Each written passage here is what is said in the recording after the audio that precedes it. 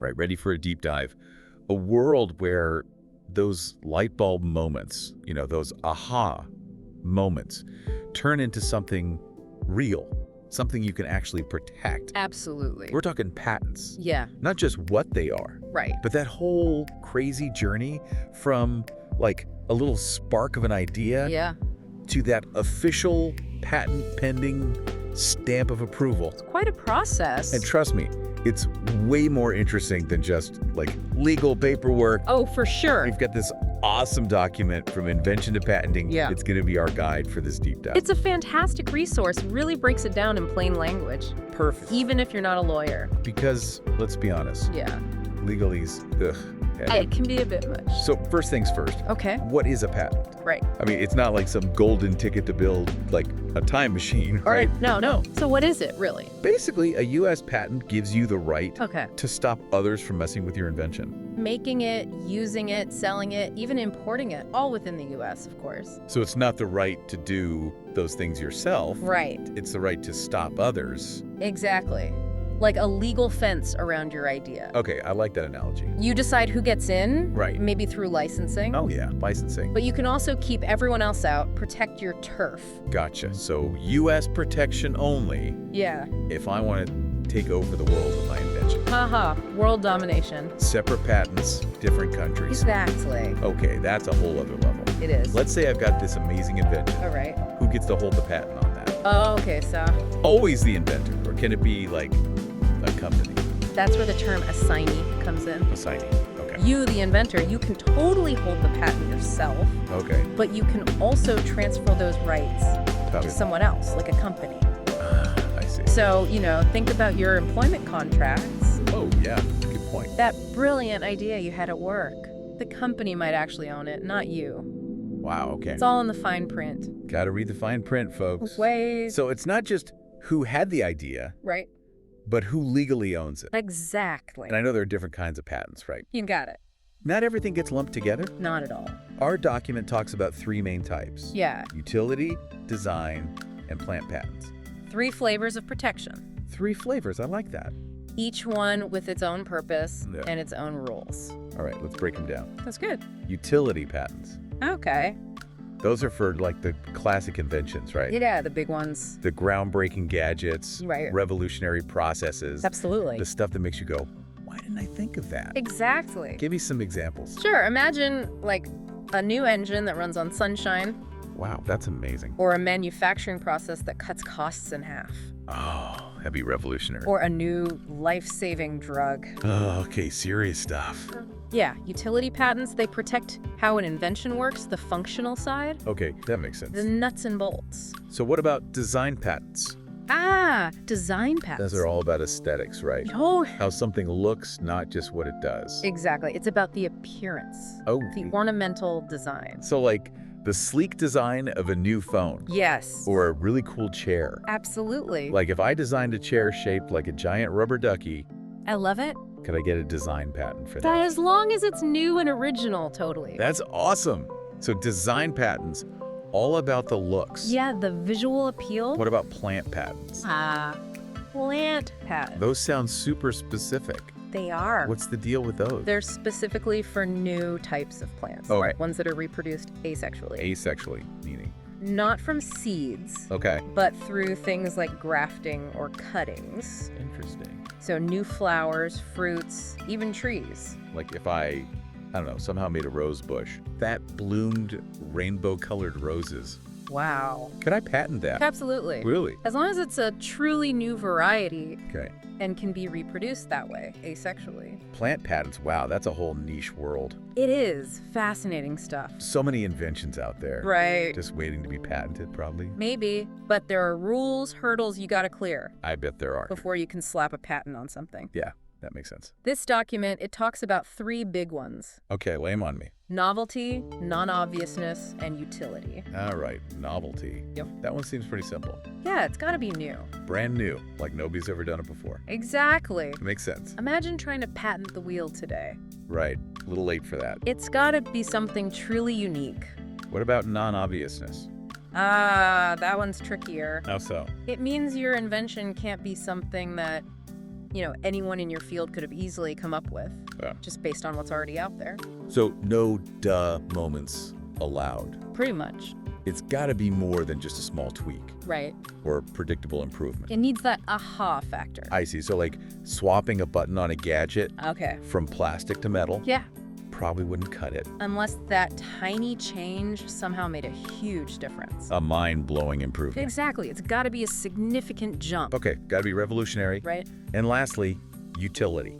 Okay. The invention have to be useful, right? Absolutely. It can't just be like a cool-looking thingamajig. No, it has to do something. It can't be a perpetual motion machine, right? Aha. Good example. Because those don't actually work. They defy physics. So no unicorns either. Sadly, no unicorns. But utility, it's all about real-world applications, right? It is practical stuff. Speaking of the real world, Okay. why should the average person care about patents? Ah, good question. It's not just about protecting inventions. Right. There's a bigger picture. Yeah, absolutely. Patents, they actually drive progress. Okay. Tell me. Think of it as an incentive for people to invent. Okay.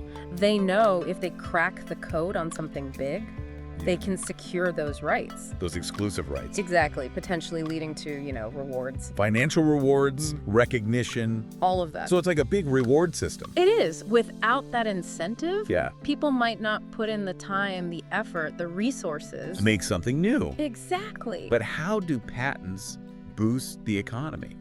That's a good question. Do they magically create jobs Not magically. or boost the GDP? They do play a role, though. Okay, I'm listening. First off, patents encourage investment. What? When companies see that protection, Yeah. they're more likely to invest in developing that invention, I see. bringing it to market. Makes sense. That can lead to new businesses, Okay. new industries. And jobs. Exactly. So patents are like seeds for economic growth. You could say that. They create this ripple effect, I like that. encouraging investment, entrepreneurship. It all starts with an idea. Right. And let's not forget about competition. Competition. Good point. Patents give companies an edge. Okay. They can control the market for their invention. So everyone's got to step up their game. Exactly. It pushes everyone to innovate. It's like a constant game of one-upmanship. You got it. Fueled by patents. And there's something else, right? Oh, yeah. There's another big piece. What is it? Knowledge. Knowledge.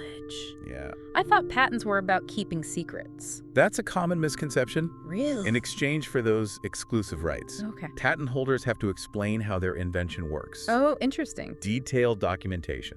All public. So anyone can learn from it. It's Exactly. a trade-off. It is. Temporary monopoly. Yeah, But you got to share the secret recipe. precisely. And that shared knowledge, Yeah. it sparks even more innovation? Like a chain reaction of creativity. Exactly. Wow. So patents protect individual inventions? Right. But also push the boundaries of what we know. Absolutely. Okay, we've covered the what and the why. Yeah. Now, the who. Who gets to be called the inventor? Ah, good question. It's not just about who built it. Okay. It's about who contributed to the core idea. The conception of the invention. Exactly. As defined by the patent claims. So it's about the brains behind it. Yeah. Not just the hands that built it. You got it. Think of it like this. Okay. You've got this groundbreaking idea for, say, a flying car. Flying car, that'd be awesome. But you don't know how to build one. Right, not an engineer. You could still be the inventor. Sure. If you can clearly explain that idea. Okay. Conception means having that complete mental picture. Before it exists in the real world. Exactly. So if I sketch out a design Right. for a self-folding laundry machine, Ooh, I like that. but can't build it myself, Yeah, I could still be the inventor. absolutely. This You've would be- captured the essence of the invention. That's pretty cool. It is. So just funding the project or helping with development Yeah. doesn't make you an inventor. Not necessarily. It's all about those brainstorming sessions. The initial spark. Exactly. When the light bulb goes off Right. and the core idea takes shape. Those are the key contributions. They are. But I bet it gets tricky with teams. Oh, for sure. Figuring out who contributed what. It's a big part of patent law. It's like a puzzle. It is. So inventorship is about the idea. Yeah. But what about ownership? Ownership. Are those always the same? Not always. Okay, explain. So inventors are those who came up with the idea. Right. But ownership of the patent, the rights that come with it, Yeah, those can be transferred. like to a company. Exactly. Two separate pieces of the puzzle. They are. And here's the kicker. What's that? getting inventorship wrong Yeah. can actually invalidate the whole patent. Seriously, Yeah, it's not just about giving credit. there are legal consequences. Big time. If the wrong people are listed as inventors, Oh. the whole thing could be challenged. Wow, that's high stakes. It is. So document everything carefully. Okay, note to self, document everything. Always a good idea. So it's like a detective novel, right? Yeah, Tracing the origins of an idea, absolutely. making sure everyone gets their due credit. Legally and ethically. Patents. Way more complex than I thought. It's a fascinating world, isn't it? Totally. I'm ready to dive deeper. All right, let's do it.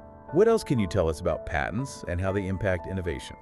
So much to discuss. Oh yeah, patents and innovation, it's a dance. A dance. Yeah, it's not just about protecting your own invention.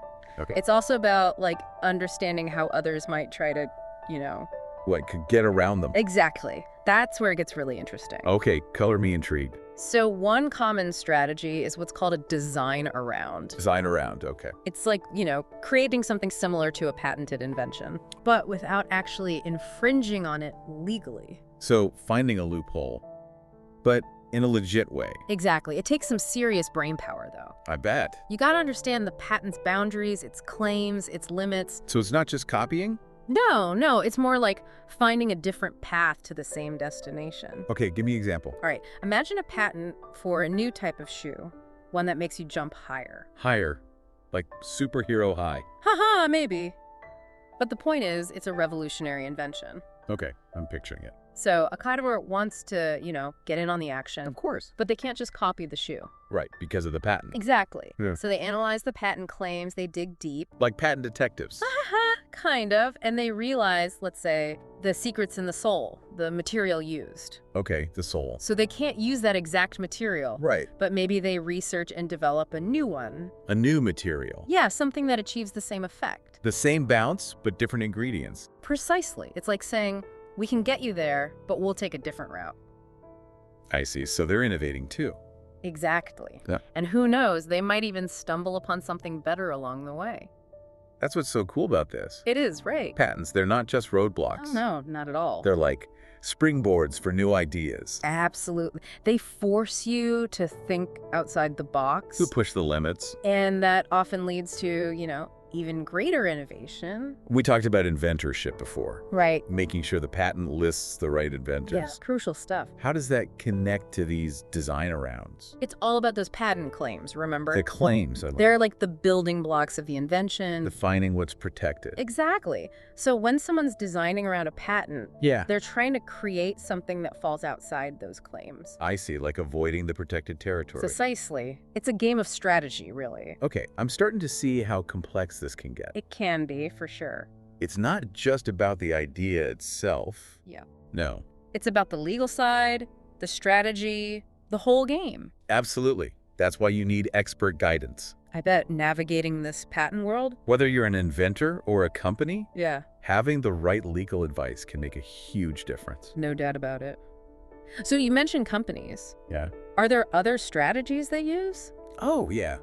A few more. Especially if a patent's, like, blocking their progress? Right, sometimes they'll challenge the patent itself. Oh, really? How do they do that? Through a process called re-examination or post-grant review. Big words.